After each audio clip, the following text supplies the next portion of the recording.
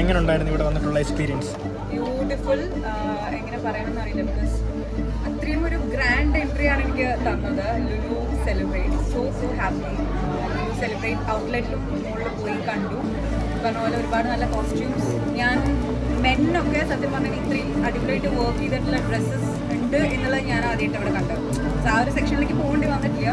So woman നമ്മുടെ ലേഡീസിനായാലും മെന്നായാലും അടിപൊളി collections ആണുള്ളത്. ഞാൻ വേറെ ചെയ്തത് ലുലു സെലിബ്രേറ്റ് ആണ്. So officially wedding booth of 2024 ലുലുവിൻ്റെ ഇന്ന് ഇനോഗ്രേഷൻ ചെയ്തിട്ടുണ്ട്. പിന്നെ കമ്മിങ് ഡേയ്സിൽ ടിൽ 4 അത് അവർ ഷോക്കേസ് ചെയ്യുന്നുണ്ട് ലുലു. So please come. എക്സ്ക്ലൂസീവായിട്ട് നിങ്ങൾക്ക് നല്ല ബ്യൂട്ടിഫുൾ ഔട്ട്ലെറ്റ്സ് കാണും, ഔട്ട്ഫിറ്റ്സ് കാണും.